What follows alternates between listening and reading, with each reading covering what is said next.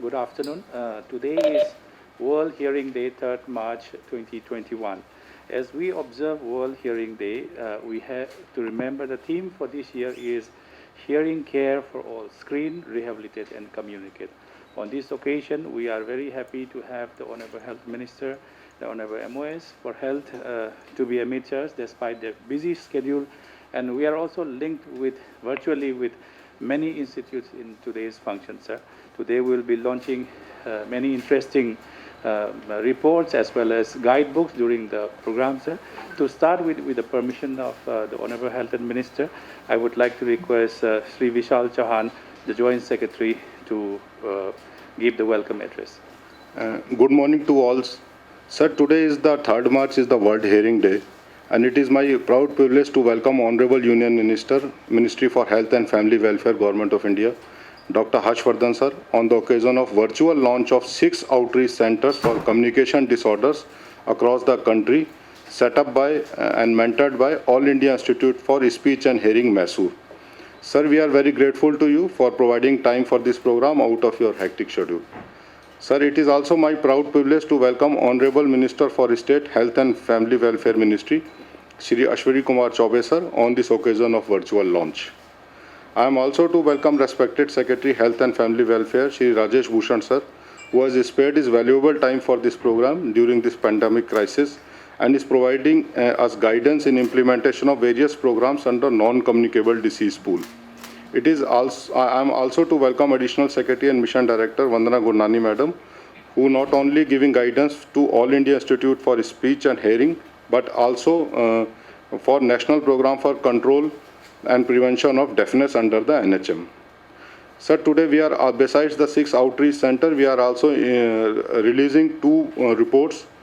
One is Final Project Report 2020 on Prevalence and Etiology of Hearing Impairment, and second is Prevent Hearing Loss, prepared by DGHS. So for that, I also welcome Dr. Alok Thakkar, HOD and Department of ENT, AIMS, and Dr. Kavar Sen, additional DGHS, who are instrumental in preparing both the reports respectively, and these reports are getting released today. I also welcome Director ASH, Dr. Pushpavati, and her entire team of ASH Mysore, who have joined us virtually. I also welcome directors, dean, faculty members of 6 institutes who are getting this outreach service center, namely Indira Gandhi Institute for Medical Sciences, Patna, Bihar, Bidar Institute of Medical Sciences, Bidar, Karnataka, Belgavi Institute of Medical Sciences, Belgavi, Karnataka, Karnataka Institute of Medical Sciences, Hubli, Karnataka, AIMS, Bhubaneswar, Odisha, and lastly, Shri Devraj Urs Academy of Higher Education and Research, Kolar, Karnataka. The MOU has been signed with all these institutes with the ASH to provide this outreach service center, and also the process of providing equipment and manpower has also started. In the outreach center, each institute will get 3 trained personnels, 1 audiologist, 1 speech pathologist, and 1 speech and hearing technician. Each institute will also get equipment worth rupees 80 lakhs, such as audiometer, auto-acoustic emissions, impedance analyzer, BARA, etc. So, lastly, I also want to extend warm welcome to all the officers of the ministry, officers of the Director General Health Services, who are participating and supporting in today's program. Thank you very much, sir. Thank you, sir. So we would also like to acknowledge the presence of Sri Mangal Pandeyji, who is the Honorable Health Minister, Government of Bihar, who has also joined us virtually, sir.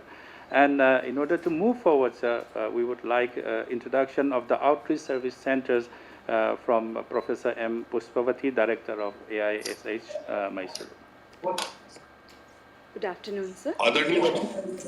It is indeed a proud moment for the All India Institute of Speech and Hearing to have this launch of 6 of its new outreach centers on the occasion of World Hearing Day 2021.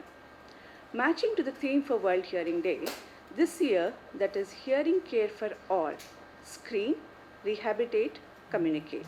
The new centers will have facility to screen, rehabilitate, and also help people with communication disorders to regain their communication. AISH, a 57-year-old institute, has the best expertise in the country in the field of communication disorders. With the launch of these new OSCs, AYUSH extend its expertise to 6 different regions of the country. The emphasis on reaching the unreached began at AYUSH in January 2008 with the launch of its first 2 outreach centers, one in Akkihebal and the other one is Hullalli by then the Union Minister of Health and Family Welfare. In the following years, the OSC activity was extended to 5 more centers in collaboration with state government hospitals and NGOs. All these centers are successfully providing clinical services including screening, diagnostic, testing and management for individuals with speech language and hearing disorders. Management of these communication disorders include providing free hearing aids and also speech and language therapy for both children as well as adults. However, all these centers were restricted only to the state of Karnataka. Since the concept of initiation of OSC in collaboration with the government hospitals have been successful to reaching out with the communication disorders, it is planned to extend these kind of activities to the proposed 6 centers. Although some of these hospitals have audiologists and speech language pathologists, they are unable to provide long-term rehabilitation to all these individuals with communication disorders. The huge number of individuals existing with such disorders and lack of trained professionals and specialists to cater the need for this population warrants the need for initiation of these outreach centers. The focus of all these centers is early identification, early intervention. As already mentioned, the services provided in these centers include the diagnostics and rehabilitation along with newborn screening, which is very much essential, apart from school screening and screening for adults and geriatric population too. The centers will also organize sensitization programs for all the general public, including the ASHA workers, about the different communication disorders and need for the early identification. The infrastructures includes BERA equipment, photoacoustic emission analyzer, handheld hearing screening devices, diagnostic audiometer, impedance meter, along with the soundproof room for hearing testing and the therapy. When the Honorable Minister visited our institute in 2014, Sir did express his desire to start AYUSH-like institutes in all the states of the country. With the initiation of these outreach centers, we are just trying to getting closer to our Minister's expectations. We hope to fulfill this in the coming years too, sir. Let me acknowledge the support provided by the Executive Council and Finance Committee of the Institute in providing the approval for all these new centers. Let me also place on record the initiation taken by the previous directors of the Institute. My sincere thanks to all the heads of the institution in which the new centers are going to be housed. Thank you, Professor Pushpavati, Director, for introducing the new centers. Sir, with your permission, we would now like to take a highlight of each center, sir. We would be joined virtually by the institute, the 6 institutes. To start with, sir, we would like to introduce Indira Gandhi Institute of Medical Sciences, IGIMS, Patna. And to do this, we would now like to request Dr. N.R. Biswas, who is the Director of the Institute, to make a 2-minute presentation of the center. We also acknowledge the presence of the Honorable Minister. Pushpavati sir and Pushpavati madam for choosing IGMS one of the outreach center. Now I request Honorable Health Minister of Bihar, Sri Mangal Pandey to address on behalf of IGMS Patna. Sir. केंद्रीय स्वास्थ्य मंत्री आदरणीय doctor Harshvardhan जी, स्वास्थ्य राज्य मंत्री जी श्री चौबे जी, आज के इस वर्चुअल मीटिंग में जुड़े हुए केंद्र सरकार के स्वास्थ्य विभाग के सभी सम्मानित अधिकारीगण, हमारे पटना से जुड़े हुए हमारे साथ हमारे माननीय विधायक संजीव चौरसिया जी, IGIMS के डायरेक्टर डॉक्टर विश्वास, यहाँ हमारे साथ जुड़े हुए हमारे विभाग के अधिकारी डॉक्टर कौशल किशोर जी, सभी सम्मानित अतिथिगण, आज वर्ल्ड हेल्थ ऑर्गेनाइजेशन के द्वारा पूरी दुनिया में 3 मार्च को विश्व श्रवण दिवस के रूप में कार्यक्रम आयोजित किया जा रहा है। और आज पूरी दुनिया 3 मार्च को विश्व श्रवण दिवस के रूप में मनाती है, कार्यक्रम आयोजित करती है। लेकिन आज का एक विशेष महत्व बढ़ जाता है हम भारतीयों के लिए कि आज जब हम वर्ल्ड हेल्थ ऑर्गेनाइजेशन के नेतृत्व में इस कार्यक्रम को कर रहे हैं, तो इसके आज अध्यक्ष हमारे केंद्रीय स्वास्थ्य मंत्री डॉक्टर हर्षवर्धन जी हैं और डॉक्टर हर्षवर्धन जी के नेतृत्व में आज पूरी दुनिया में ये आज विश्व श्रवण दिवस का कार्यक्रम मनाया जा रहा है। यह हम सब लोगों के लिए, सभी भारतीयों के लिए बहुत ही गर्व और गौरव का बात है और हम आदरणीय हर्षवर्धन जी का भी अभिनंदन करते हैं कि आपके नेतृत्व में आज पूरी दुनिया वर्ल्ड हेल्थ ऑर्गेनाइजेशन की ओर से विश्व श्रवण दिवस कार्यक्रम का आयोजन कर रही है। महोदय, इस साल का थीम हियरिंग फॉर ऑल है। निश्चित रूप से मानव जीवन में जितनी आवश्यकता नेत्र की होती है, मुंह की होती है, उतनी ही आवश्यकता कान की होती है। हम आंख से दुनिया देखते हैं, मुंह से वाणी बोलते हैं, तो कान से सुनना उतना ही जरूरी है, क्योंकि नहीं सुने तो फिर दुनिया को समझना उतना ही मुश्किल होता है जैसे कोई आंख से न देखने वाला व्यक्ति हो। और इसलिए भारत सरकार के द्वारा, राज्य सरकार के द्वारा विभिन्न ऐसे कई कार्यक्रम चलाए जा रहे हैं जिसके माध्यम से जो बधिर हमारे हैं उन बधिरों को सुनने की बेहतर व्यवस्था हो सके, उसके लिए जो शल्य क्रिया करना है वो शल्य क्रिया किया जाए।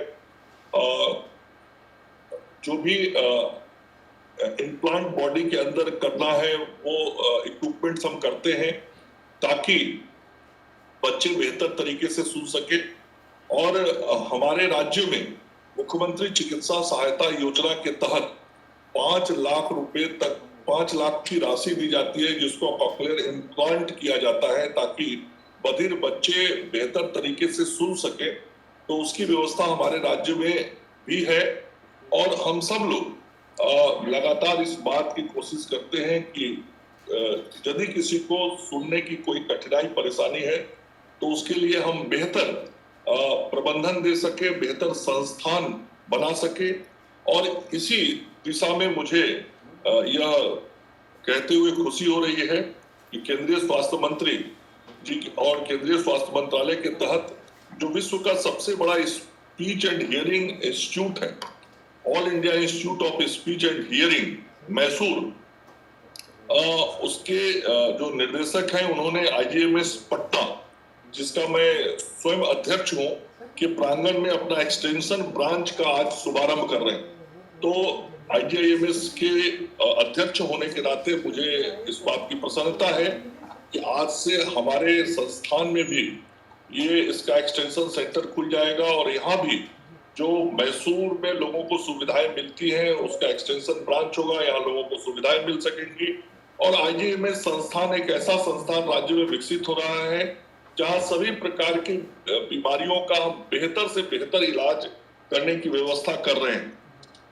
इसलिए मैं हृदय से आभार भी व्यक्त करना चाहता हूँ वहाँ के निर्देशक, मैसूर के निर्देशक को।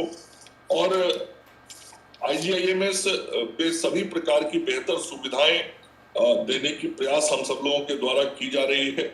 जो कुछ भी कमियां होंगी उसको हम आगे आने वाले दिनों में और बेहतर करेंगे। और संस्थान के अध्यक्ष होने के नाते मेरा दृढ़ विश्वास है कि हम ऐसा जरूर करने में सफल होंगे।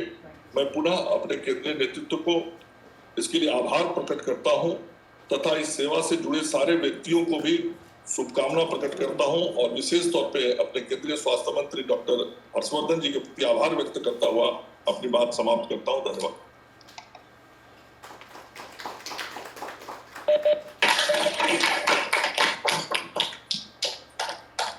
Dr. Biswas, may I kindly present the institute, please?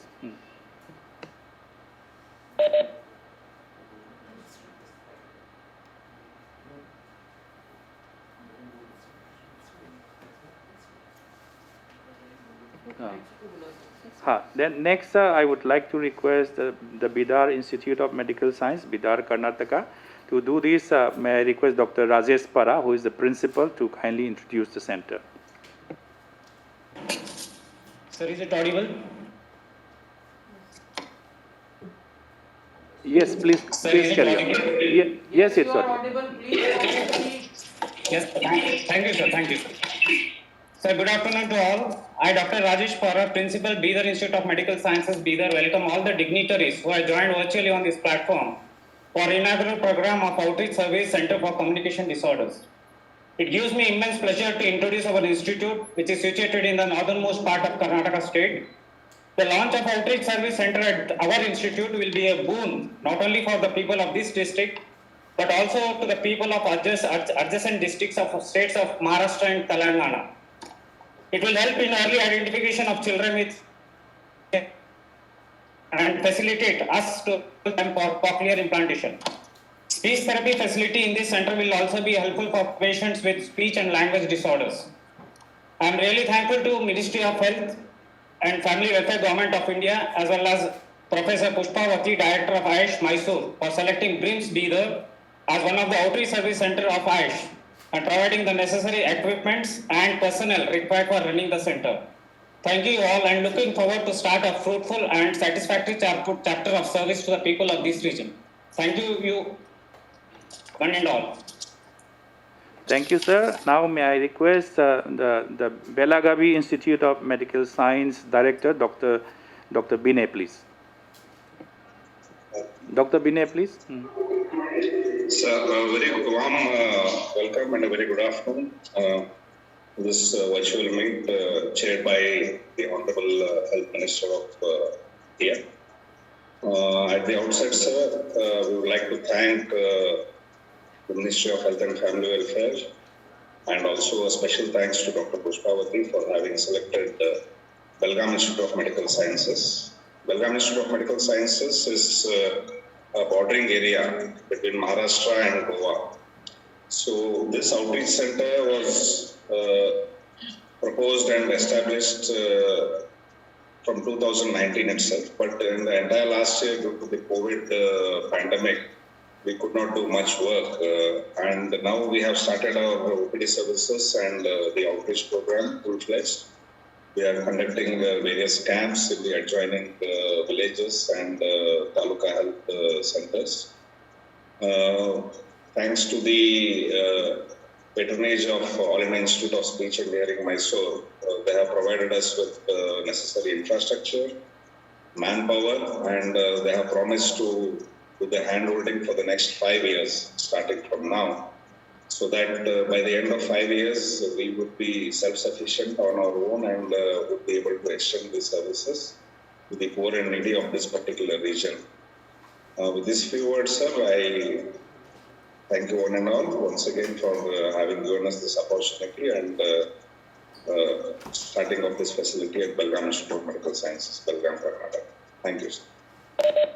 Thank you, sir. Now may I request the Karnataka Institute of Medical Sciences Director, Dr. Ramalingappa, to kindly introduce the center. Hello. Is it audible, sir? Yes, sir. Please. Yeah. Sir, thank you very much for giving us the opportunity for selecting our institute for outreach center. So at the outset, I would like to thank the Honorable Minister and Dr. Pushpavati Madam, Director AYUSH Mysore, for giving us the opportunity and selecting our institute. So our institute is very old and already we are giving the service basic the audiology and the speech center with funded by the OT from the almost more than 8 years.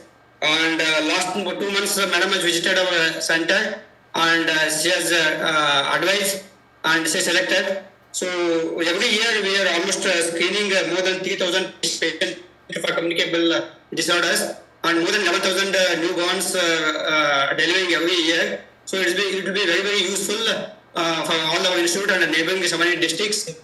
And this is a very, very important activity and we are regularly carrying out. And with this, we are doing still more, we have the opportunity to work still more. In this regard, I would like to thank once again the Government of India and AYUSH Mysore for giving us the opportunity. Thank you, Madam. Thank you, sir. Going ahead, we would like to request AIIMS Bhubaneswar Director, Professor Gitanjali, to kindly introduce the center. AIIMS Bhubaneswar, please. Honorable Minister for Health and Family Welfare, Dr. Harshvardhan Ji. Honorable Minister of State for Health and Family Welfare, Shri Ashwini Chaubeji, the Secretary of Health, Shri Rajesh Bhushan, all the dignitaries and my colleagues who are there today. On behalf of the faculty, staff and students of AIIMS Bhubaneswar, I wish to record my sincere thanks to the Ministry of Health and Family Welfare and the Director of AIIMS, Professor Pushpavati, for establishing this outreach service center at AIIMS Bhubaneswar. AIIMS Bhubaneswar is a relatively new kid on the block in the institutions of national importance. But in these few years of our existence, the Department of ENT, in collaboration with the Departments of Obstetrics and Gynecology, Neonatology and Pediatrics, have done outstanding work in establishing a neonatal screening program, not just in AIIMS Bhubaneswar, but also in the periphery of Odisha, in the Government Medical College in Koraput. We have been a part of the ICMR multicentric project representing the Eastern Zone in India, and now we have started conducting a similar survey in the tribal populations of our state in collaboration with ICMR. In addition to our work in surgical and medical rehabilitation of hearing loss, we have now also started mentoring other institutions in the region so that we can increase the availability of advanced care through the government schemes of like ADIP and RBSK. We hope that this outreach center shall further strengthen our efforts in early identification and providing appropriate rehabilitation, which shall be a boon to the people of the state and also help create a center of excellence at AIIMS Bhubaneswar. Thank you very much. Thank you, ma'am. And the sixth institute today we have is Sri Devraj Urs Academy of Higher Education and Research, Kolar. May I now request the Vice Chancellor, Dr. G. Pradeep Kumar, to kindly introduce the center. Good afternoon to all. Am I audible to all, sir? Can you hear me? Yes, sir. Please go ahead. Yeah. Greetings to you all from Sri Devarajas Academy of Higher Education and Research, a deemed university which is established by the Sri Devarajas Educational Trust of Kolar by Sri R. Jalappa, a champion for the downtrodden and backward classes of the region. We are indeed privileged that All India Institute of Speech, Pathology and Hearing have associated with us the only private organization for this great cause of alleviating the hearing defects in newborn children. We have had a approval on 5th of July 2019, and MOU was signed on the 4th of October 2019 by the presence of Professor Pushpavati on our campus along with our dignitaries here. We are indeed privileged to have several infrastructure provision made to the local people of the region, which is the rural center, with the provision of equipment, manpower, personnels. We are able to start the screening programs for last 1 year. And we have trained our nursing staff to ensure that adequate and proper screening is being done of the children for the various deficiencies of hearing disorders. Over the past 1 year, we are able to do 1,400 cases of screening, except in the month of April, May, because of the COVID, we were having a slow program. We are indeed privileged and fortunate that this is the only public-private partnership in all the organizations which are associated for screening of the newborn. And we, on behalf of Sri Devarajas Academy of Education and Research, extend our deep sense of gratitude to the Ministry of Health and Family Welfare and to the AYUSH team Mysore for giving us this opportunity and to be a part of this great event of screening the newborn children across the region of Kolar and neighboring Karnataka districts. Thank you so much for this opportunity. Thank you, sir. Moving ahead, may I now request Ma'am Bandana Gurnani, who is the Additional Secretary and Mission Director, for her address, please. Honorable Union Minister for Health and Family Welfare, Dr. Harshvardhan ji, Honorable Minister of State for Health and Family Welfare, Shri Ashwini Kumar Chaube ji, Honorable Minister of Health and Family Welfare from Bihar, respected Secretary Shri Rajesh Bhushan ji, Dr. Sen, Dr. Alok Thakkar, my colleague in the ministry Vishal Chauhan and other colleagues in the ministry, Director Ayush Pushpavati, Director and Deans of all the outreach centers who are present with us today. Sir, I think I would like to begin with complimenting Ayush Mysore for sincerely taking up these outreach centers which have been sanctioned under your leadership, sir. On this occasion, sir, of the World Hearing Day, I would just like to highlight a few of the initiatives in the ministry that we have been taking with your guidance to holistically address the issue of hearing. So firstly, as you're aware that adult onset hearing loss ranks 15th amongst the leading cause of the global burden of disease, and it is the second in the leading cause of years lived with disability. So therefore for us, sir, it is a very important health issue to address. And in developing countries, sir, children with hearing loss and deafness rarely receive proper schooling, and adults with hearing loss are usually paid much lower wages, and also there is a high rate of unemployment. So sir, we have been holistically addressing this issue with 3 or 4 interventions. The first being the National Program for Prevention and Control of Deafness. This was launched with the purpose of early identification, diagnosis and treatment of ear problems responsible for hearing loss and deafness. And under this program, health personnel are trained, screening camps are conducted, and there is provision for providing hearing aids also as part of this program. So moving forward, in 2013, the Rashtriya Bal Swasthya Karyakram was launched, in which the children are screened, both newborn and then children are screened at the Anganwadi centers twice a year and at the school once a year. So this is a very holistic program, sir, which covers 30 conditions, and one of the conditions in those is also hearing loss, sir. So we have actually been focusing a lot on early detection through newborn screening and through screening at Anganwadi centers, because the earlier that we are able to pick up the children, the easier it is and the better is the treatment, and there will be very little need for rehabilitation if we are able to catch them early. Sir, as part of this program, even cochlear implants are supported for children up to 2 years of age, not beyond 2 years, but up to 2 years of age.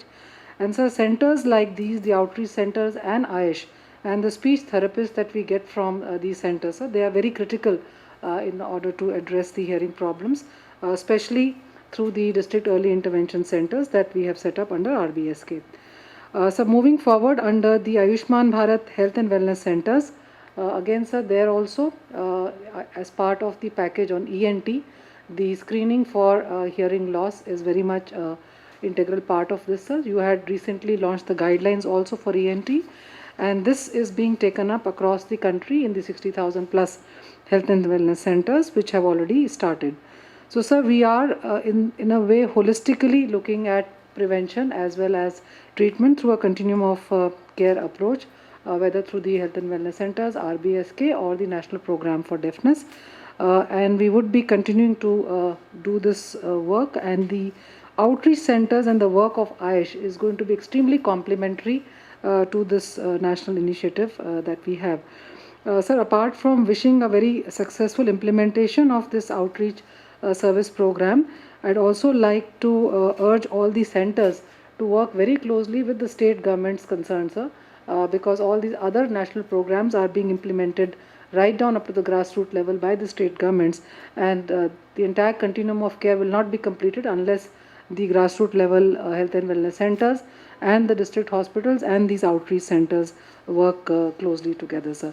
So with this, sir, I'd like to wish these centers through you the very best for these outreach services that they will be performing, and we hope to see these centers grow from 6 to the full number that has been committed by Ayush. Thank you, sir. Thank you so much, ma'am. And may I now request Sri Rajesh Bhushan, sir, the Secretary Health and Family Welfare, for his address, sir. Honorable Union Minister for Health, Honorable MOS Health, Honorable Minister Health Bihar, my colleagues in the ministry, ASN MD Vandana Gurnani, Joint Secretary Vishal Chauhan, additional DGHS, Dr. Kanwar Sen, our colleagues from AIIMS, Dr. Alok Thakkar, and Professor Pushpavati, Director AIISH. Sir, it is indeed a pleasure that we are participating on the occasion of the World Hearing Day, and we are utilizing this opportunity to dedicate these 6 new centers. Sir, the initiation of these outreach services in different regions will enable us to reach to the targeted population which requires these services, and professionals that will be placed in these outreach centers will be able to provide not only diagnostic assessment but also rehabilitation services. Sir, I firmly believe and sincerely believe, sir, that in a country of India's size and dimensions, we cannot do these interventions in bits and pieces. Sir, the Standing Finance Committee had approved for opening of 23 outreach centers. With the 6 that we are opening today, we will have 12 functional outreach centers. And sir, we would still have 11 more to open. Sir, we are not a small country like Singapore or European countries or, any other Western country. In our country, until and unless we do things on scale, the desired outcome will not be achieved. And sir, we must give up this approach of hesitancy, this approach of conservatism while initiating health-related interventions. Sir, you and Honorable MOS will attest that Prime Minister himself has gone out of his way in this year's Union Budget to give a very prominent place to health and topmost priority to health sector spending. Sir, therefore, my first suggestion to the program division and to Dr. Pushpavati would be that we must upscale this. In 2019, the SFC had permitted us these 23 outreach centers. We are today in 2021. We must ensure that without further delay, all 23 are opened. My sir, second submission with your permission would be that while opening these outreach centers, we must keep in mind equitable geographical distribution as well as the disease burden. So that must also be kept in mind. And third, sir, while we are opening these centers, simultaneously we must initiate the exercise of recruiting the trained manpower. It cannot be a sequential system. It has to proceed simultaneously. We cannot have a scenario where these outreach centers are opened and we say that audiometry technician will come after 6 months or speech therapist will come after X number of years. So that will not wash, because people will then be saying that the outreach center is not delivering the desired quality of services. On this occasion, sir, while we must all be satisfied and happy that these 6 outreach centers will add to the already 6 outreach centers which are working, and they will also get equipments worth 80 lakhs as Vishal told us. They will also get 1 audiologist, 1 speech pathologist, 1 speech and hearing technician. Again, Vishal has told us this. And we would request the institutions where these outreach centers are coming up that they must optimally utilize the services of these centers and must proactively tell people that these services are available. Otherwise, how would people in Patna know that in IGIMS this new center has opened and this service can be availed? So they must proactively disseminate this information, while in the ministry also we would do the same. I wish for a successful implementation of this outreach service program to achieve a healthy and bright future for India. I give good wishes to all the institutions who are involved and hope that going ahead AIISH would be able to achieve all the goals that it has set for itself. Thank you. Thank you, sir. We will ensure that we work on all the recommendations and advice given by you in the coming months, sir.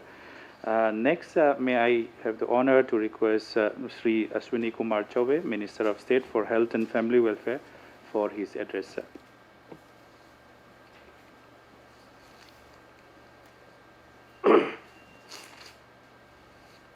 मुझे खुशी है कि आज विश्व श्रवण दिवस के अवसर पर हम सब लोग यहाँ इकट्ठा हुए हैं और पूरे देश भर के कई सेंटर्स से अधिकांश जो 6 सेंटर्स हैं, विशेष करके वहाँ के माननीय मंत्री और पदाधिकारी भी उपस्थित हैं। जैसा कि हम जानते हैं कि विश्व स्वास्थ्य संगठन हर वर्ष इस प्रकार के कार्यक्रम को 3 मार्च को आयोजित करती रही है। आज एक विशेष प्रसन्नता है कि इस वर्ष विश्व स्वास्थ्य संगठन के अध्यक्ष के नाते भारत के प्रतिनिधि के रूप में हमारे आदरणीय लोकप्रिय स्वास्थ्य मंत्री माननीय श्री डॉक्टर हर्षवर्धन जी आज स्वयं उपस्थित हैं। ये हम सब लोगों के लिए गर्व का विषय है और भारत के बारे में जो पूरी दुनिया भर में कह सकते हैं कि एक विशाल भारत की जो कल्पना है दुनिया भर में श्रेष्ठ कल्पना के रूप में उभर रहा है। आज जहां हम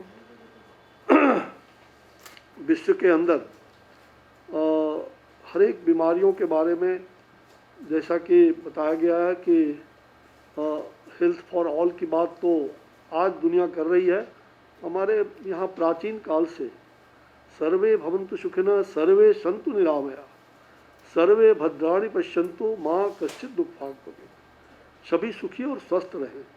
और भारत सरकार की जो स्वास्थ्य नीति 2017 में बनी है वो सर्वे सन्तु निरामया के आधार पर आदरणीय प्रधानमंत्री जी श्री नरेंद्र भाई मोदी जी के नेतृत्व में, उनके मार्गदर्शन में और तत्कालीन स्वास्थ्य मंत्री हमारे डॉक्टर श्री नड्डा जी, उस समय हमने स्वास्थ्य नीति को एक स्वरूप दिया है 15 सालों के बाद और हमने एक सर्वांगीण विकास होलिस्टिक अप्रोच के साथ इंटीग्रेटेड हेल्थ पॉलिसी को बल दिया है।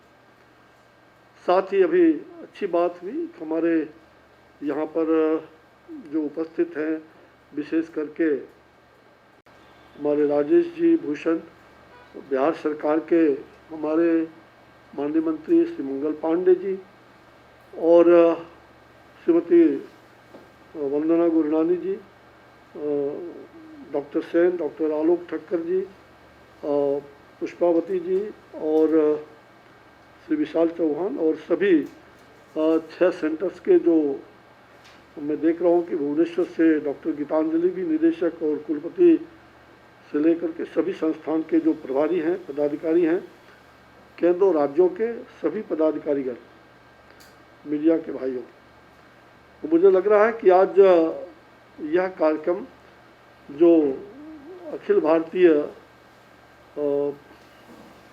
वाक एंड श्रवण संस्थान बेंगलुरु मैसूर के द्वारा जो एक संचार विकारों हेतु आउटरीच सेंटर्स का 6 सेंटर्स का वर्चुअल रूप से उद्घाटन और इस अवसर पर आयोजित की गई है।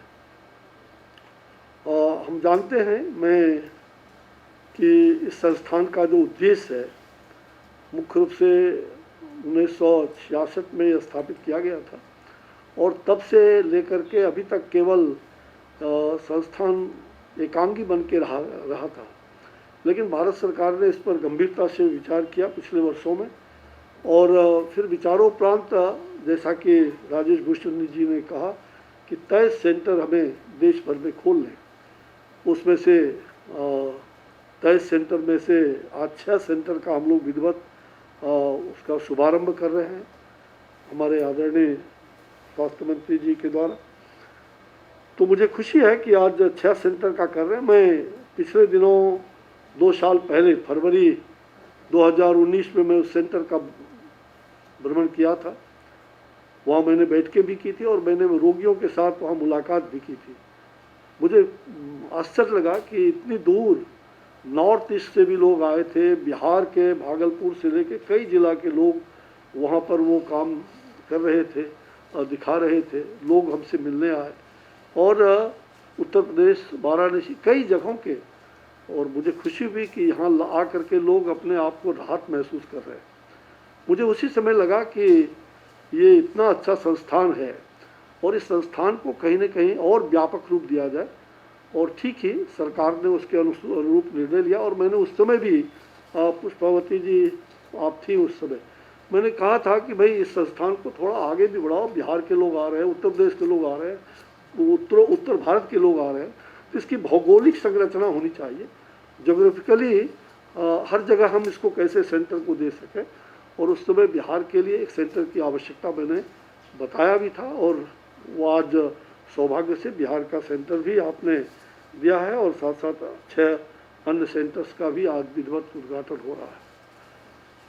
संस्थान का जो उद्देश्य है कि पेशेवर प्रशिक्षण प्रदान करना, नैदानिक सेवाओं को हम कैसे प्रदान कर सकते हैं, और साथ साथ संचार विकारों से जुड़े मुद्दे जैसे कि श्रवण बाधित मानसिक विकास में जो कमी है, वॉइस और धारा प्रवाहिता और फोनोलॉजिकल और भाष्य विचारों पर आम जनता को शिक्षित करना, ये मुख्य रूप से आपका उद्देश्य है, और इसी उद्देश्य के तहत हम काम कर रहे हैं। जैसा कि मालूम है कि 2011 की जनगणना के अनुसार कुल जनसंख्या में दिव्यांगों की संख्या आज हम कह सकते हैं कि 2001 में 2.13% था और आज वह बढ़ करके 2.21% हो गया है।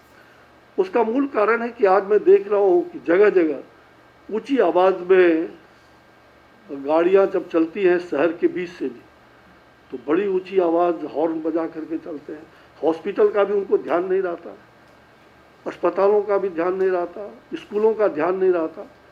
तो जिस प्रकार से रैश ड्राइविंग होता है उससे जो एक्सीडेंट होते हैं वो तो है ही, लेकिन आए दिन मैं देखता हूँ कि ट्रक हो या बड़ी बड़ी गाड़ियाँ हो, भद्दी भद्दी संगीतें उसमें चलते रहते हैं। ये तो राज्य सरकार को नियंत्रित करने की आवश्यकता भी है इन चीज़ों पर, और मैं पूरी तरह से गंभीरता से इसको इसलिए ले रहा हूँ कि कई बार तो लगता है कान के पर्दे फट जाएंगे। और जिस प्रकार से गाड़ियों का और इतने ज़ोर ज़ोर से बजाते हैं गाड़ियों में, कुछ सरकारों ने और भारत सरकार के साथ साथ अन्य सरकारों ने भी इस पर प्रतिबंध लगाया है जगह जगह, ये प्रसन्नता की बात है, लेकिन इसको और भी हमें नियंत्रित करने की आवश्यकता है। नहीं तो आने वाले दिनों में जो स्थिति में देख रहा हूँ कि 2001 में जब 2.13% था, वो बढ़ करके 2.21% हो गया। आज मुझे लग रहा है कि ये अगर हम जनगणना अभी नहीं हुआ है, लेकिन जहाँ तक मुझे लग रहा है कि लगभग ये 3% के आसपास में छू रहा है, दिनों दिन बढ़ रहा है। तो ये हमारे लिए चिंता का विषय है और चुनौती का भी विषय है। इन आंकड़ों से पता चला कि भारत में अभी 2.68 करोड़ दिव्यांगजन हैं और 19% श्रवण बाधित कान से हैं, और जो वाक और भाष्य बाधित है वो 7% है। उसी प्रकार से 6% बुद्धि संवेदित विकार जो है वो है, और 40% जो बहु अपंग जो है इस प्रकार के लोग हैं। संचार विकारों के लिए हमें एक संकल्प लेना पड़ेगा कि हम अधिक से अधिक लोगों को कैसे इसका लाभ दे सकें, और एक अवेयरनेस पैदा करना पड़ेगा, लोगों में जागरूकता पैदा करना पड़ेगा। हम हर साल केवल मना लेते हैं, और विश्व स्वास्थ्य ठीक है कि हमने विश्व श्रवण दिवस WHO का ये कार्यक्रम उन्होंने लिया था, हमने कर रहा है, और केवल मनाना नहीं बल्कि उसको कैसे आम लोगों तक इसको हम पहुँचा सकें कि अपने भी ज़ोर से ना बोले और दूसरे को भी मतलब सुनने का अधिकार है सबको। तो आज बच्चे, कई बार मैं देखता हूँ अस्पतालों में बच्चे जन्म लेते हैं, अब गरीब परिवार का बच्चा है, उसको तो कोई किसी प्रकार का टेस्ट नहीं होता है प्राथमिक स्वास्थ्य केंद्र में या कहीं भी। धीरे धीरे सरकार ने उस पर बल दिया है, केंद्र सरकार का ध्यान उस पर है, और मुझे खुशी है कि आने वाले दिनों में हम उसको हर एक डिस्ट्रिक्ट हॉस्पिटल से लेकर के और प्राइमरी हेल्थ सेंटर तक हम कैसे CSC तक पहुंचा सकते हैं, इसकी भी चिंता, और सरकार ने इसके लिए भरपूर, प्रधानमंत्री जी की एक एक चीज़ों पर ध्यान है, और उन्होंने इसके लिए फंड भी हमें 138% फंड हमको ज़्यादा मिला है। अनेक काम भी उसके अंदर करने हैं, तो हम धीरे धीरे इसको भी बढ़ाएंगे। और सभी जो शिशु हैं, मेरा आग्रह होगा कि शिशु को पता ही नहीं चलता है कि वो बचपन में जन्म लिया, रोना तो पता चलता है, लेकिन कई बार वो श्रवण शक्ति उनमें नहीं है, बचपन बाल्यकाल से ही इसकी जानकारी नहीं हो पाती है। तो इसके लिए हर जगह उसके जांच की मशीन जो है हमें लगाने की आवश्यकता पड़ेगी और उस दिशा में हमें कारगर कदम उठाने की आवश्यकता है। तो मैं आज बहुत मुझे प्रसन्नता है कि ये आउटरीच सेंटर्स जो हमारे 6 हैं, तो 6 का विधिवत उद्घाटन हो चुका है और हम सब लोग आभारी हैं माननीय मंत्री जी का कि आज इस कार्यक्रम के माध्यम से हम देश को एक अच्छी दिशा दे पाएंगे। और यह संस्थान जो मैसूर का जो संस्थान है, इसको और आगे बढ़ाने की आवश्यकता है। एक संचिका मेरे पास में आई थी और मुझे जानकारी मिली कि शायद इस संस्थान को दूसरे विभाग में परिवर्तन करने की बात चल रही थी। तो मुझे लगा कि इस तरह की बात नहीं होनी चाहिए और स्वास्थ्य मंत्रालय की ओर से ये पहले से चल रहा है और मुझे लगता है कि स्वास्थ्य मंत्रालय के अधीनस्थ ही एक अच्छा काम कर सकता है और मेरा विश्वास है और मुझे लग रहा है कि इस चीज़ को हमें प्रबलता से आगे भी रखने की आवश्यकता है। तो आज के अवसर पर मैं आप सब लोगों को बहुत बधाई देता हूँ और पूरे देशवासियों को आज के इस विश्व श्रवण दिवस पर ढेर सारी बधाइयाँ, बहुत बहुत नमस्कार और जय हिंद, जय भारत, वंदे मातरम, नमस्कार। Thank you, sir. We will be working on all the advices and recommendation given by you in an accelerated manner, sir. We will abide by the advice given by you, sir. We are grateful. Now, sir, we have a task force, National Task Force project, which was carried out by ICMR along with AIMS New Delhi, sir. We would like to request HFM and MOS to kindly release the final National Task Force project. And for this, may I request Dr. Alok Thakur to please facilitate.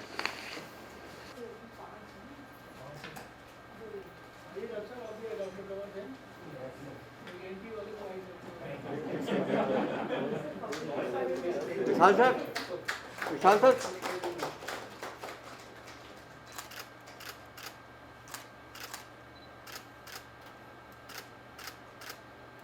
Thank you. We have one more release, sir. DGHS along with PGI Chandigarh had also worked on a pictorial guide, sir. We are requesting to kindly release this. Dr. Kanwar Sen, please facilitate, sir.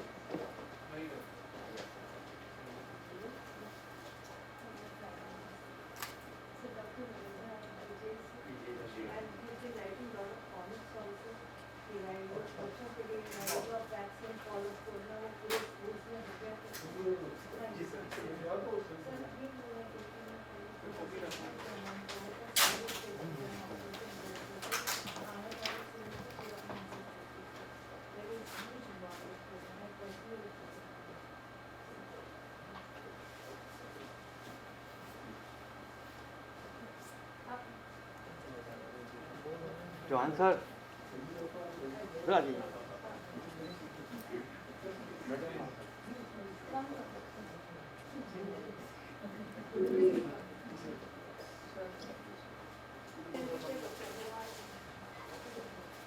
Sir, going ahead with the next part of the program, sir, we would now request the Honorable Health and Family Welfare Minister, Dr. Harshvardhan, sir, to kindly inaugurate the centers virtually by pressing the button in the remote, sir.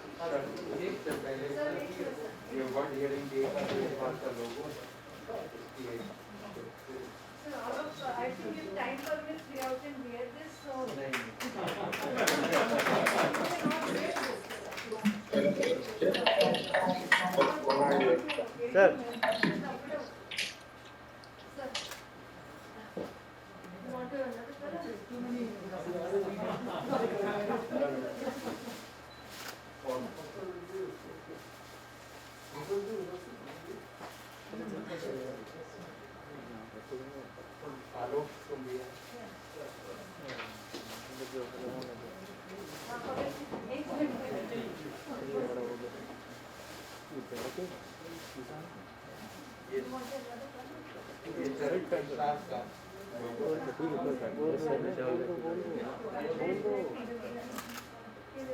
Ma'am turn कर लीजिएगा।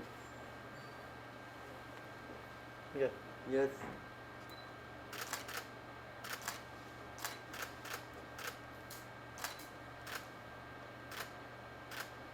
Thank you.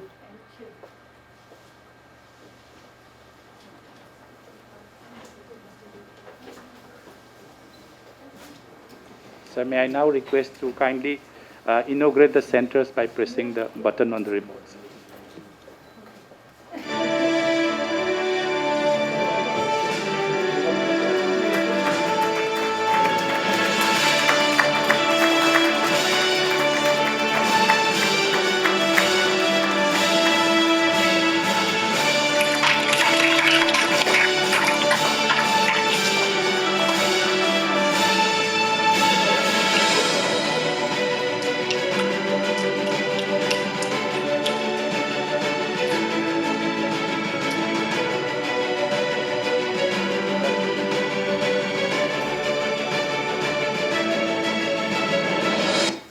Thank you so much, sir. Now we are waiting for the much-awaited inaugural address by the Honorable Health and Family Welfare Minister, Dr. Harshvardhan, sir.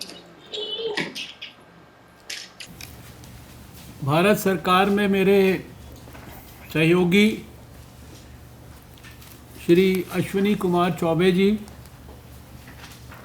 Bihar के स्वास्थ्य मंत्री श्री मंगल पांडे जी, कार्यक्रम में उपस्थित भारत सरकार के स्वास्थ्य सचिव श्री राजेश भूषण जी, भारत सरकार की सह स्वास्थ्य सचिव मैडम वंदना गुरनानी जी, उन्हीं के सहयोगी दूसरे joint secretary Vishal Chauhan ji, additional DGHS doctor Kanwar Sen ji, additional DDG और director EMR doctor Swasthi Charan, professor Pushpavati जो हमारी all India institute of speech and hearing Mysuru की डायरेक्टर हैं। इस कार्यक्रम को और ज़्यादा ताकत प्रदान कर रहे हमारे ऑल इंडिया इंस्टीट्यूट के ENT के हेड डॉक्टर आलोक ठक्कर जी, साथ में आज के इस कार्यक्रम में उपस्थित हमारे मौलाना आज़ाद के डीन और वहाँ के हेड ऑफ़ द डिपार्टमेंट रहे, और जो अभी विश्व स्वास्थ्य संगठन में संबंधित विषय पर एडवाइज़र भी हैं डॉक्टर अरुण अग्रवाल जी। यहाँ इस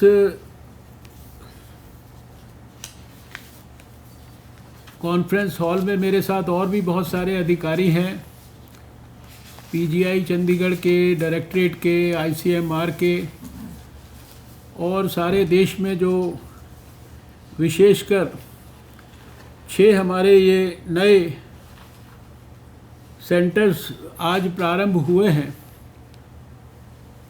कम्युनिकेशन को विशेष रूप से outreach services centres for communication disorders, इन सब में मैंने देखा कि बहुत सारे हमारे वहाँ डॉक्टर्स, अधिकारी और जितने भी संबंधित एक्सपर्ट्स हैं वो सब वहाँ पर विराजमान हैं। बहुत सारे देश के विशेषकर ENT से जुड़े हुए लोग आज के कार्यक्रम से जुड़े हैं, और मीडिया के भी बहुत सारे लोग इस कार्यक्रम से जुड़े हैं।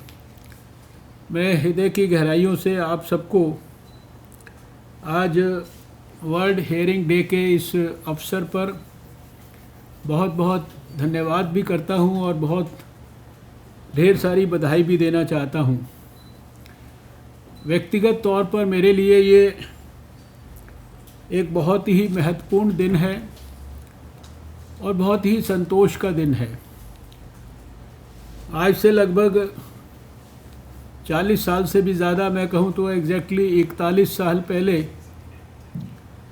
मैंने मेडिकल कॉलेज में अपने ENT डिपार्टमेंट में हाउस सर्जन के रूप में काम करना शुरू किया था और उसके बाद ENT में ही पोस्ट ग्रेजुएशन करने के बाद लगभग अगर मैं जोड़ूं तो शायद अभी मैं भले ही इस समय प्रैक्टिस करने की स्थिति में नहीं हूं मंत्री होने के कारण, तो मेरा प्रैक्टिसिंग कैरियर शुरू हुए हुए भी 38 वर्ष हो गए और इतने सालों में मेडिकल कॉलेज से लेकर आज तक जो बहरापन है वो छोटे से छोटे बच्चे का और बड़े से बड़े 80, 90, 100 साल के बुज़ुर्ग का और उसके साथ जुड़े हुए कारणों को बहुत गहराई से, बहुत गंभीरता से, बहुत नज़दीक से देखने का मौका मिला है, समझने का मौका मिला है और ये भी समझने का मौका मिला है कि इस बहरेपन से, कान की तकलीफ़ के कारण लोगों को सामाजिक तौर पर अपने परिवार के अंदर, समाज में कितने प्रकार के कष्ट उनका सामना करना पड़ता है।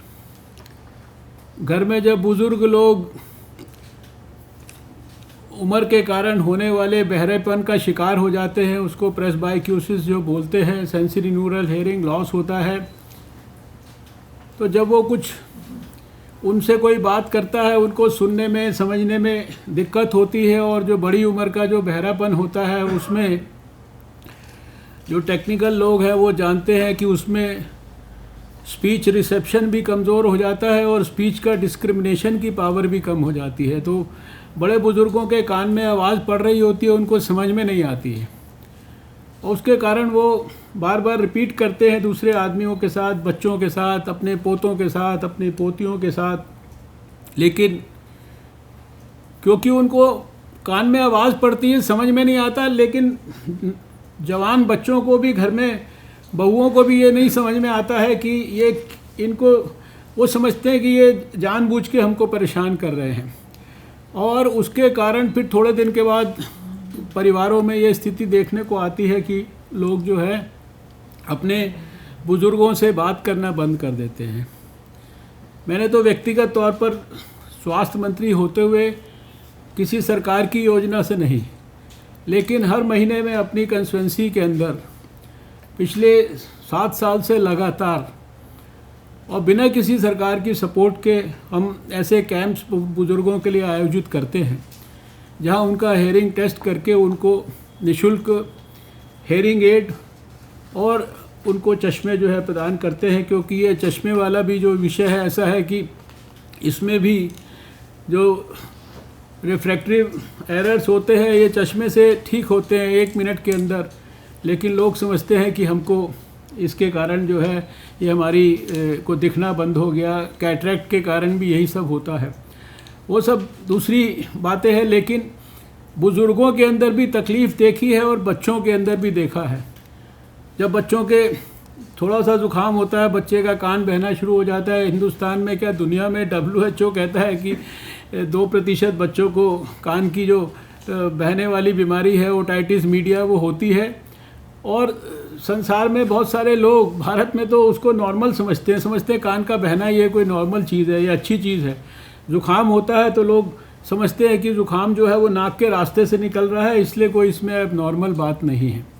और सडनली जब गांव में, देहात में, शहर में, इन सब स्थानों पर जो है बच्चा पैदा होने के बाद काफ़ी समय तक उसकी हेयरिंग के बारे में कोई जानकारी नहीं हो पाती है, जहाँ टेस्टिंग, स्क्रीनिंग और ये सारी चीज़ें नहीं होती है, तो फिर अचानक 2 साल, 3 साल, 4 साल का जब बच्चा होता है और उस समय बच्चा बोलना नहीं सीख पाता है, तब माँ बाप के ध्यान में आता है 3 साल की उम्र पे, 4 साल की उम्र पे कि मेरा बच्चा शायद ठीक से बोल नहीं रहा है।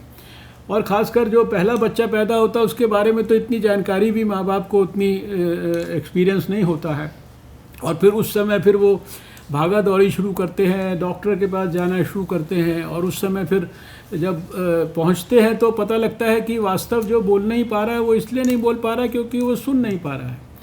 और बचपन से उनको ये चीज़ का एहसास नहीं हो पाता है क्योंकि बच्चा जो है उसके बारे में उतनी टेक्निकल जानकारी लोगों को उस दृष्टि से समझने सुनने का मौका नहीं होता। तो बच्चे से लेकर और बुज़ुर्ग तक जितनी प्रकार की तकलीफ़ें इसके कारण होती हैं, और फिर कितनी सारी दवाइयाँ हैं जो बहरापन पैदा करती हैं, अभी शोर के बारे में, नॉइज़ के बारे में, फैक्ट्रियों के अंदर, घरों के अंदर, सड़कों के ऊपर, वर्क प्लेसेस पर, जो इन सब चीज़ों के कारण जो सारी तकलीफ़ें होती हैं, इन सब चीज़ों को हमने बहुत नज़दीक से इनको सबको देखने का मौका मिला है।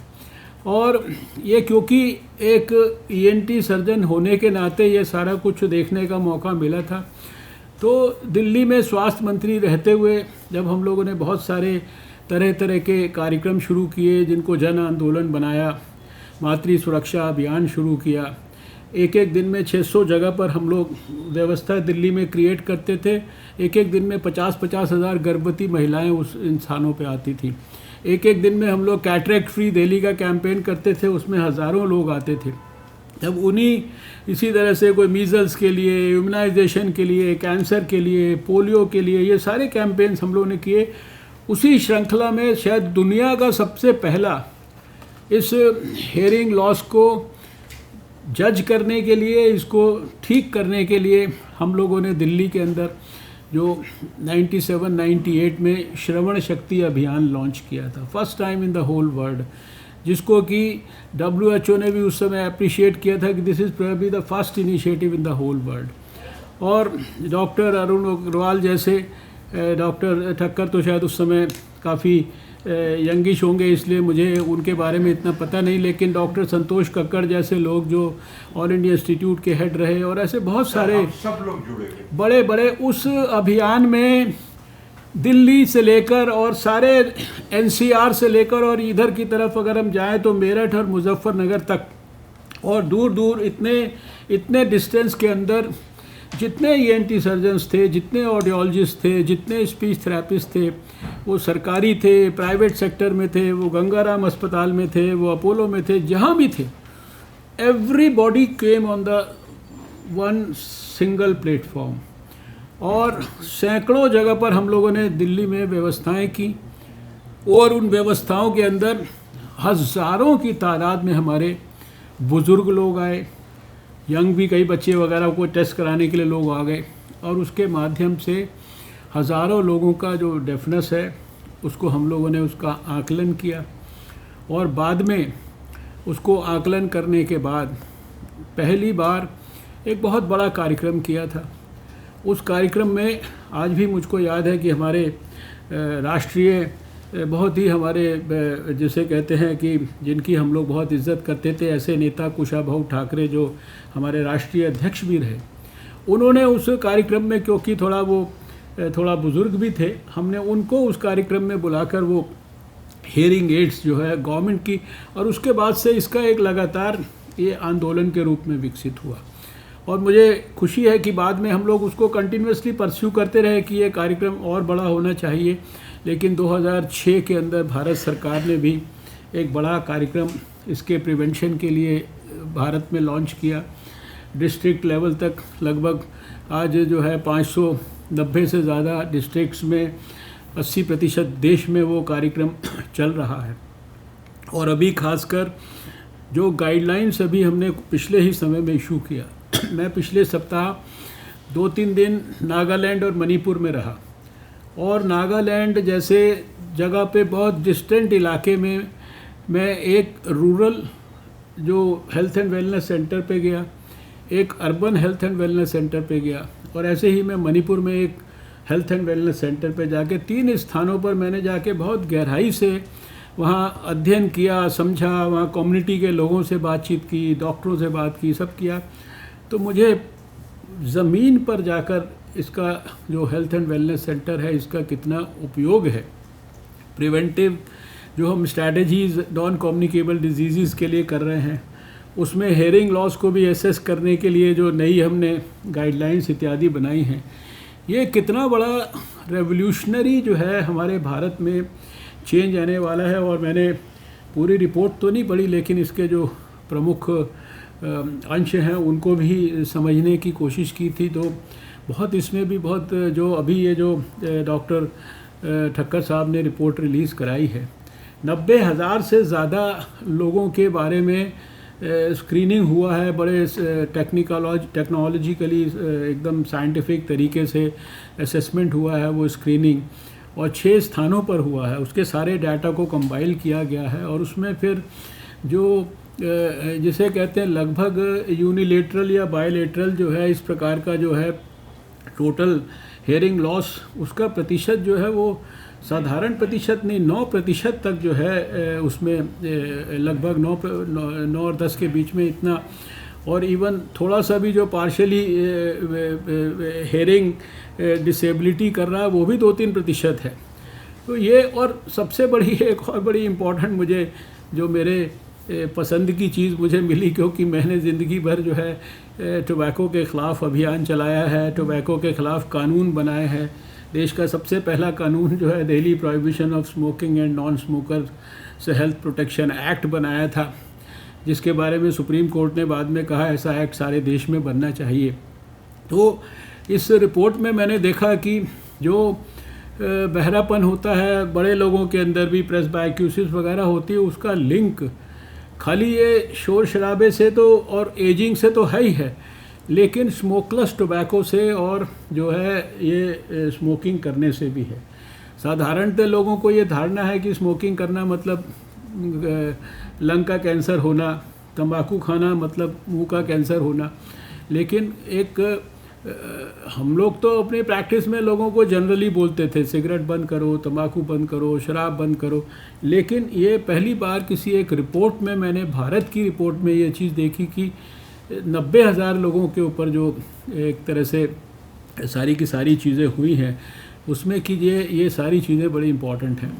इसलिए आज वर्ल्ड हेयरिंग डे पे अभी दोपहर में एक और भी फंक्शन है जिसमें WHO के डायरेक्टर जनरल के साथ हम लोगों को जो वर्ल्ड हेयरिंग डे पे पहली बार एक ग्लोबल रिपोर्ट जो है WHO ने बनाया है जो दुनिया के सामने वो प्रस्तुत करने जा रहा है। तो विश्व स्वास्थ्य संगठन के पटल पर, दुनिया के पटल पर भी ये विषय अब बहुत ज़्यादा तेज़ी से और बहुत गहराई से लिया जाने वाला है। अभी 2-3 बातें जो राजेश जी ने कही और जो हमारे मंत्री जी ने भी कही, उन्हीं को आगे बढ़ाते हुए जो मेरे मन में, क्योंकि मैं जब 2014 में ऐसे ENT सर्जन तो हमारा ऑडियोलॉजिस्ट के साथ, स्पीच थेरेपिस्ट के साथ, इनके साथ सब एक संबंध और कोऑर्डिनेशन रहता था, लेकिन वो सारे लोगों के प्रोडक्शन के लिए भी जो इंस्टीट्यूशंस होते हैं और वहाँ पर भी जो एक प्रकार से जो मैसूरू में जो जाके हमने उस सेंटर को देखा था, तब उसको देखने के बाद मैंने उस समय अपने मन में ये इच्छा व्यक्त की थी और यहाँ पर भी कहा, लेकिन मैं उस समय 5-6 महीने यहाँ था, तो कि इस प्रकार के सेंटर्स सारे देश में बनने चाहिए। अभी जो आज हमने किया है ये एक प्रकार से एक उस कल्पना का बहुत छोटा सा प्रारूप है, नंबर 1। और दूसरी बात यह है कि अभी इसमें जो हमारे उन्होंने राजेश भूषण जी ने भी एक शब्द प्रयोग किया, इक्विटेबल डिस्ट्रीब्यूशन, तो सारे लोग समझ गए होंगे कि इस इक्विटेबल डिस्ट्रीब्यूशन को उन्होंने क्यों कहा, क्योंकि हमने देखा कि 6 में से जो आउटरीच सेंटर हैं वो 4 एक ही प्रदेश के अंदर है। एक बिहार में है जहाँ के हम धन्यवाद करते हैं कि वहाँ के मंत्री वहाँ पर हैं, एक उड़ीसा के अंदर है। तो मुझे ऐसा लगता है कि कम से कम 2 बातें मैं आज निवेदन करना चाहता हूँ, डाटाज वगैरह और इन सब में मैं नहीं जाना चाहता कि, और ये शायद जब हमने अपना आने वाले समय में जब ये आत्मनिर्भर स्वस्थ भारत और ये सारी भविष्य की योजनाओं के डिस्कशंस किए थे, वहाँ पर भी हमने ये इशू रेज़ किया था कि कम से कम जिस प्रकार का एक हमारे पास ये मैसूरू में सेंटर है, ऐसे हमारे पास 5 या 4 रीजन्स में एक सेंटर पूरे देश में नंबर 1 तो वो होना चाहिए। और स्वयं बताया गया, मुझे नहीं पता था कि ये फाइनेंस कमेटी ने 23 स्थानों पर ये हमारे आउटरीच सर्विस सेंटर्स को अप्रूव किया हुआ है। तो मिनिमम हर एक स्टेट में to begin with for a modest beginning एक तो कम से कम इस प्रकार का सर्विस सेंटर, और वो सर्विस सेंटर उस हर एक रीजनल जो बड़ा इंस्टीट्यूशन है वो सारे हिंदुस्तान का जो है वो पेरेंट इंस्टीट्यूशन या उसको गाइड करने वाली इंस्टीट्यूशन, मास्टर इंस्टीट्यूशन वो मैसूरू नहीं हो सकती, ना उसके पास इतनी क्षमता हो सकती है, ना उसके पास इतनी मैन पावर और वो सारी चीज़ें। तो 5 हम बड़े ऐसे इंस्टीट्यूशंस देश में, जैसे बाकी चीज़ों में भी हम लोग कर रहे हैं। NCDC के 5 रीजनल सेंटर्स बन रहे हैं। ICMR के अंदर जो है जो नेशनल इंस्टीट्यूट ऑफ वायरोलॉजी जैसी 5 स्थानों पर लेबॉर्ट्रीज बना रहे हैं। ऐसे ही ये स्पीच एंड हेयरिंग का जो हमारा ऑल इंडिया इंस्टीट्यूट है, इस लेवल के हमारे 5 रीजनल वो बनने चाहिए। और हर स्टेट में, यूनियन टेरिटरी में कम से कम हम टारगेट करें। टारगेट मैं नहीं कहता कि ये सब कुछ 1 साल में ही हो जाएगा, लेकिन हमारे अगले 2-3 साल के प्लान में ये होना चाहिए कि हम 2-3 साल में इनको टारगेटेड तरीके से सारे देश में ये खड़ा करें।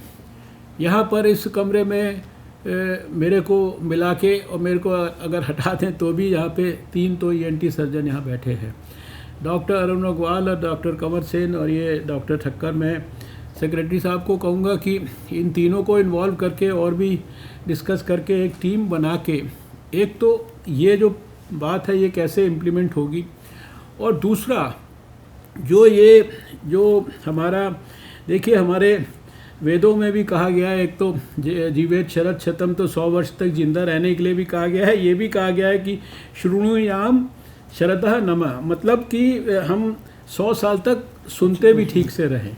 आपने देखा ऐसे बुज़ुर्ग होते हैं जो 100 साल पे भी उनको कैटरैक्ट भी नहीं हुआ है, 100 साल पे सुनते भी अच्छा है, उनको किसी हेयरिंग एड की ज़रूरत नहीं है, किसी उस चीज़ की ज़रूरत नहीं है। तो ये जो, क्योंकि ये कम से कम डॉक्टर अरुण अग्रवाल ने, और मैं समझता हूँ डॉक्टर कंवर सेन ने भी 25 साल पहले, मुझे पता नहीं वो कहाँ थे, लेकिन उन्होंने ये जो श्रवण शक्ति अभियान है इसको दिल्ली में इम्प्लीमेंट होते हुए देखा है। उसका कितना बड़ा लोगों को, ज़रूरतमंद लोगों को फ़ायदा होता है। और ये जो इतनी जो सारी चीज़ें अभी हम देखते हैं कि हेयरिंग एड्स के डिस्ट्रीब्यूशन के प्रोग्राम्स बने हैं सरकारों में, कॉकलियर इम्प्लांट्स को देने के लिए योजनाएं जब इतनी बड़ी बड़ी बन गई हैं कि हम कॉकलियर इम्प्लांट लगाने के लिए 6-6, 7-7 लाख रुपए तक जो है गरीब आदमी के लिए सोशल वेलफेयर डिपार्टमेंट व्यवस्था करता है। हमारे हेल्थ मिनिस्ट्री में भी हम बहुत सारी इस तरह की चीज़ें करते हैं। फिर अभी जो आत्मनिर्भर भारत का थ्रस्ट है, मेक इन इंडिया का थ्रस्ट है, इसके तहत भी जो है वो हमारे अपने भारत के अंदर इतने हाई क्वालिटी जो है हेयरिंग एड्स आज बन रहे हैं। मैं समझता हूँ कि सारे दुनिया में वो एक्सपोर्ट होते हैं। उनकी काबिलियत जो है, मतलब जो ताकत है वो इतनी इनहेरेंट, इतनी स्ट्रॉन्ग है। कॉकलियर इम्प्लांट्स अभी हमारे भारत में इतने अच्छे अच्छे बनने लगे हैं। बहुत सारे अभी ये टेली ऑटोलॉजी, हमारा टेली मेडिसिन जो विकसित हो रहा है, टेली ऑडियोलॉजी वगैरह, ये सारी चीज़ें बहुत ज़्यादा डेवलप हो गई हैं। इन सब चीज़ों के बारे में एक यहाँ पे हम एक इनकी एक्सपर्ट्स की एक छोटी सी कमेटी बनाएं, ज़्यादा समय इनको ना दें, मैक्सिमम 1 महीना। यानी आज 3 तारीख पे बात कर रहे हैं, पार्लियामेंट ख़त्म होने के बाद ये अपना बना के लाएं कि ये कैसे सारे देश में ये जो सेंटर्स हैं इनको विकसित करने के लिए उसमें थोड़ा ज्योग्राफिकली भी थोड़ा असेसमेंट करें कहाँ पर क्या है, और उसमें बिना किसी पूर्वाग्रह के हम कहाँ कैसे क्या क्या कर सकते हैं। एक तो लोगों के लिए पहले तो सुविधा क्रिएट करना, दूसरा जैसे अभी बाकी लोगों ने भी कहा जागृति उसके लिए एक प्रकार से पैदा करना, और फिर उसके साथ साथ ये जो कोई नेशनल लेवल पे हम जो श्रवण शक्ति अभियान का जो मॉडल है उसको कैसे रेप्लिकेट कर सकते हैं। यानी कि मान लीजिए एक दिन भी, जैसे अभी आपका जो गर्भवती महिलाओं के लिए ये जब शुरू किया था तो हम हर महीने की 10 तारीख को वो मातृ सुरक्षा अभियान करते थे। बाद में यहाँ जब सुषमा जी आई, सुषमा जी ने, क्योंकि सुषमा जी ने हमारा मातृ सुरक्षा अभियान दिल्ली में उन्होंने इनॉग्रेट करा था, उसमें वो इन्वॉल्व रहती थी। तो यहाँ जब वो स्वास्थ्य मंत्री बनी उन्होंने 9 तारीख को एक कार्यक्रम ये शुरू किया। अभी भी आप एक दिन फोकस करते हो, थोड़ा उस पर स्पेशल करते हो। तो ऐसे ही मैं नहीं कहता कि हर महीने होगा, ये आपस में कमेटी तय करे, that may be too much, लेकिन साल में 1 बार 2 बार कहीं एक मॉडस्ट बिगनिंग होनी चाहिए जब पूरा देश आज ये वर्ल्ड हेयरिंग डे है तो एक सिंबॉलिक कार्यक्रम हमने कर दिया कहीं पर, और 2-4 ट्वीट कर दिए, 2-4 वीडियोस लगा दिए और एक कार्यक्रम हो गया, ये पर्याप्त नहीं है। समस्या इससे कई गुना ज़्यादा बड़ी है और डेफनेस में बहुत कुछ प्रिवेंटेबल भी है और बहुत कुछ ट्रीटेबल भी है। जो कारण उसके हैं उन कारणों की जानकारी लोगों को दे दी जाए तो कोई आदमी बहरा नहीं होना चाहता। अभी तो ये लोगों को पता ही नहीं कि जुकाम होने के कारण भी जो है पर्दा हमेशा के लिए पीछे चला जाता है और इतना सारा हेयरिंग लॉस पूरी ज़िंदगी चला रहता है अगर आप उसका ट्रीटमेंट ना करें। कान बहता रहे ज़्यादा दिन तो पूरा का पूरा पर्दा ही सफ़ा हो जाता है और फिर बड़ी उम्र से पहले उसके ऊपर नया पर्दा भी बना के नहीं लगाया जा सकता। कोई ये भी नहीं जानते आज असाधारण लोग कि कान बहता है तो ऐसा बहने वाला भी बीमारी होता है जो सीधी दिमाग में घुस के और आदमी के प्राण भी ले सकती है। क्योंकि लोगों ने जब तक अपने घर में ये चीज़ें ना हो तब तक लोगों ने देखी नहीं होती हैं, कहीं पढ़ी नहीं होती हैं, कोई उनके लिए कोई एजुकेशन का कैंपेन नहीं है। तो हिंदुस्तान जैसी जगह में लोगों के लिए कान का बहना, थोड़ा बहुत कम सुनाई देना, घर में माँ बाप को तकलीफ़ चल रही है तो चलती जा रही है। बहुत सारे लोगों को इसकी कल्पना भी नहीं रहती है कि इसको टेस्ट करके हेयरिंग एड से ठीक किया जा सकता है। अभी जो लोग आपत्ति करते हैं कि भाई 10 बजे के बाद ये शोर नहीं मचेगा, तो वो गलत आपत्ति नहीं करते। लोग उनको बोलते मेरे घर के बगल में ये फलाना बड़ा आदमी रहता है, ये फालतू में आपत्ति करता रहता है। अरे वो फालतू में आपत्ति नहीं करता, वो पढ़ा लिखा है, उसको पता है कि मेरे कान पे हर समय ये बैंड बाजा 24 घंटे रात भर चलता रहेगा तो मेरे कानों को कितना नुकसान होगा। हमने डॉक्टर संतोष कक्कड़ की अध्यक्षता में मैंने कमेटी बनाई थी जब दिल्ली में मैं स्वास्थ्य मंत्री था, और ये नॉइज़ इंड्यूस्ड हेयरिंग लॉस को और नॉइज़ को हैंडल करने के लिए एक कानून बनना चाहिए। उस तरह का कानून उस समय हम लोग एक स्टेज तक पहुंचे थे लेकिन हम लोग नहीं बना पाए। लेकिन नेशनल लेवल पे वर्ल्ड में जो भी इस तरह के कानून हैं उनको स्टडी करके ये कमेटी उसके ऊपर भी गाइडेंस दे सकती है। और डिपार्टमेंट में हमारे जो है जितना हमारा डिपार्टमेंट इसको पॉजिटिवली लेना चाहता है, हमारे प्रधानमंत्री तो उससे 100 गुना ज़्यादा रिफॉर्मिस्ट हैं और वो नया इनोवेटिव कोई भी चीज़ है जो larger interest of the people है, उनको एक बार ये चीज़ समझ में आ जाए कि भाई ये चीज़ से जनता का भला है तो ये तो बहुत बड़ा संवेदनशील विषय है। तो इसके ऊपर एकदम एक नई सोच के साथ नई हमारे को काम करना चाहिए। और हेल्थ सेक्रेटरी साहब 2-4 दिन में आपको कमेटी बना देंगे। आपको 3 लोग तो मैंने कमेटी के मेंबर इधर ही अनाउंस कर दिए जो यहाँ बैठे हैं, ये ENT सर्जन, और इसके अलावा इसमें कुछ और जोड़ लेंगे। और इसके ऊपर जो है डॉक्टर साहब जो WHO में हो रहा है उसको भी थोड़ा इसके साथ डिस्कस करिए और पुराने अनुभव को मिला के ये 3-4 विषयों पे अगर हमने आज कुछ शुरुआत की और ये 2021 को जो है हमने वास्तव में हेयरिंग लॉस से जो उसके दुष्प्रभाव से जो पीड़ित लोग हैं, बच्चे हैं, बुज़ुर्ग हैं, उनके लिए अगर हम लोग कुछ कर पाए तो मुझे लगता है ये वर्ल्ड हेयरिंग डे पर जो ये आज सेलिब्रेशन हुआ है, 6 ये जो हमारे सेंटर्स जो है इसके लिए आउटरीच सर्विस सेंटर्स आज शुरू किए गए हैं, उन प्रदेशों के लोगों को भी हम कर्नाटक के और ये जो उड़ीसा और बिहार के लोगों को भी बधाई देते हैं कि उनको कुछ ना कुछ नया इस दिशा में करने के लिए एक सेंटर मिला है।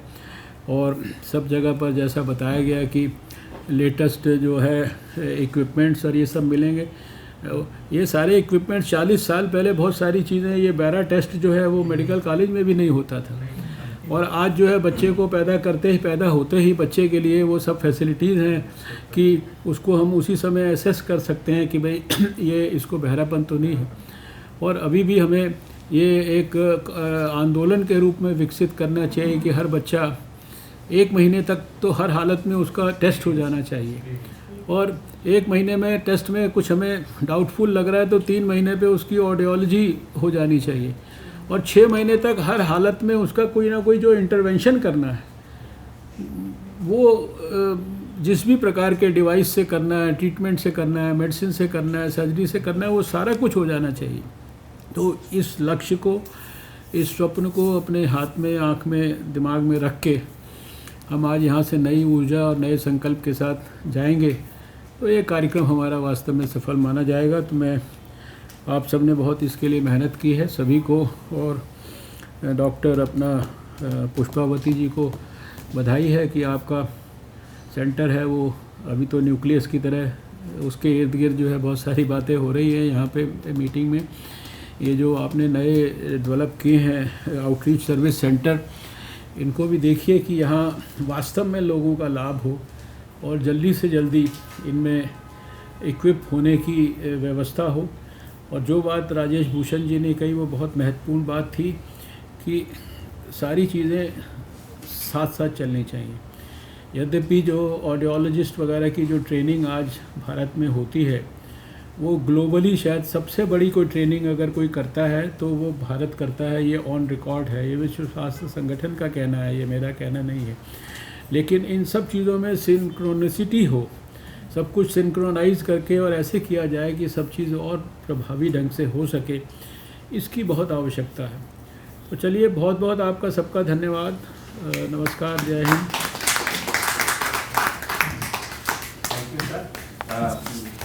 Finally, sir, we would like to thank Sri Haswardhan ji for his dynamic leadership, sir. For today, he is not just leading us from the front, he is also giving us all the technical advice which the team would be sticking to and provide feedback to you in a timeline manner, sir. Thank you very much. We would also like to thank Sri Ashwini Kumar Chaubey, sir, for guiding us and encouraging us for a holistic approach, sir. We will do this also, sir. And we also acknowledge the presence of Sri Mangal Pandey ji, Health Minister, Government of Bihar, and Rajesh Bhushan sir for his push and also to accelerate the program in a manner so that there is an equitable distribution of the centers so that we reach out to the needy where they are located. And Ma'am Vandana Gurnani and Vishal Chauhan sir for guiding us how it can be implemented through the NHM and also the program for the deafness control program as well as through the centers. And the technical inputs are from Dr. Kanwar Sen, Dr. Alok Thakkar, and all the other experts who are present here virtually as well, sir. We would be working with them. We also especially acknowledge Dr. Arun Agarwal, sir, for his kind presence here. He has been an institutional memory as far as deafness control is concerned. And we would also like to thank Madam Dr. Sunila Garg, who is the Professor Director in MEMC, and his team, particularly Dr. Mega here, and the teams of the institutes for whose the centers are launched today. We also like to acknowledge the NCD team, Dr. Sudhir, Dr. Sunny, who are here in the DGHS, and also the NCD team in the ministry, led by Sri Mani, who is the Deputy Secretary, and also the friends from media and the NIC team who has made this meeting possible virtually in a hybrid manner. Thank you very much for this.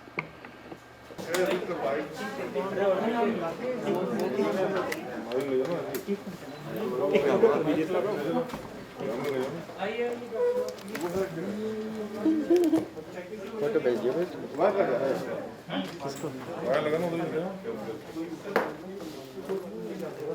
Yes, sir. So this is Make in India, and he's fighting for environment and better public health.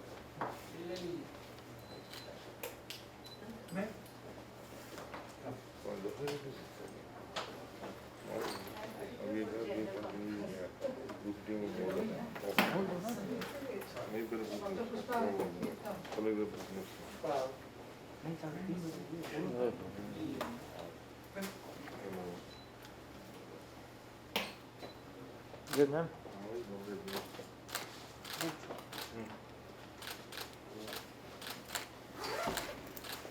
Thank you. Thank you.